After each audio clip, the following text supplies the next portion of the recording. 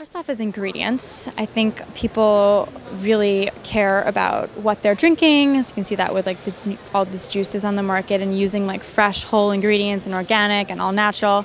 And we have been using tea in a way that hasn't been used before that I know of. A lot of bartenders and mixologists are using tea to infuse different things on premise, but we're the first ones to do it off premise.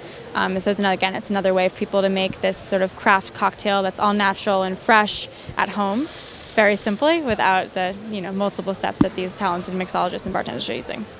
We're just trying to get the mixers out there to as many people as possible. Really, I think it's just letting the product speak for itself. Someone will try it, they'll share it with their friends, and it'll grow that way. I mean, we're doing everything we can to aggressively contact retailers where we think it's going to do well. The biggest thing with the new ginger beer is to provide something that is a lot more rich with that intense sort of ginger heat. And a lot of bartenders that make their own ginger beer at their bars, they're making a ginger concentrate syrup and then they're carbonating. So they're adding like intense, fresh squeezed ginger flavor into their cocktails for like their Moscow Mule and Dark and Stormy. So what we want to do is we want to provide that in the bottle for bars to use, as well as everyday folks who are going home to make a Moscow Mule. Here you go. This is all you need. Just add your vodka and you have the cocktail. Well, the interesting thing for us was initially it started out as we wanted the level of quality for our mixers to be very high and very consistent. And it's hard to do that in a bar. When you're working in a bar, you produce on a gallon or 5-gallon basis. And, if it's your bar back, if it's yourself producing on that, paying retail prices for your ingredients, it's hard to keep up with and it's hard to do right and the same way every time. So when we started increasing into a commercial volume and just selling to our own bars and selling to our friends, it made the whole process a lot easier. We were able to use higher quality ingredients. Things were more fresh, more consistent, and it was a boon for us. That just sort of naturally began to transition into the retail side because the interest has grown.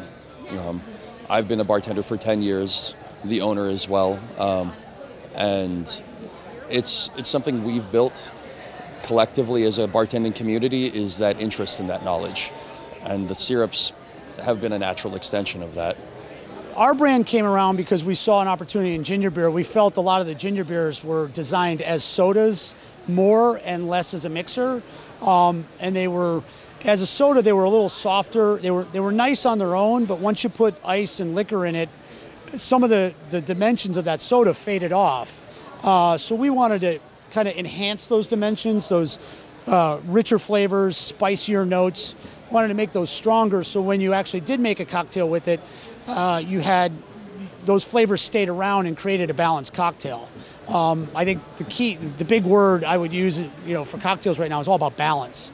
And I think our product allows you to use bolder, more flavorful spirits and get really, really balanced cocktails, where it's just not the spirit dominating, it's all the other elements that work together. We're seeing a lot of success with Whole Foods, with the mixers specifically. A lot of the more gift channels too. Dean and DeLuca is a good account. I think people see this as a great opportunity to bring a hostess gift that isn't a bottle of wine, maybe a little bit more interesting. Events, I feel like demos and getting involved with liquor companies that are making great products and showing the consumer how to mix a drink, teaching them about the classics, just showing them how 2 ingredients and a splash of seltzer or a nice garnish can really make a drink that stands out. We're startup guys. We've got a bunch of foodies on the team. We work very closely with Tad Carducci, who's one of the members of our team now. And through that type of experience, we're very collaborative. Our team's very collaborative. It's not I want it this way and that's the way it's going to be. So we work collaboratively as a team.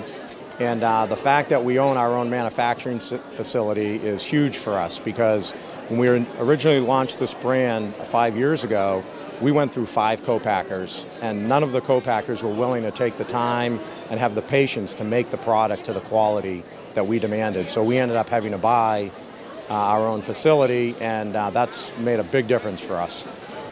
Well, Kelvin is a very like evolving story, and we started completely as a non-alcoholic slush, not really focused on cocktails, but the nature of our flavors, which were just very simple, clean, organic flavors, ginger, citrus, and tea, lent themselves really well, sort of on their own without us changing anything, just sort of shifting our focus as a company to cocktails. So for the last 3 years, we've been doing a lot of on-premise work with restaurants and bars, creating really unique signature cocktails, and that's been our absolutely like the core of our business, was working with people who wanted to think about cocktails, but specifically frozen cocktails in a more innovative way, instead of just the same fruit flavors, the same margarita, daiquiri, pina colada that people have done for the last 20 or 30 years.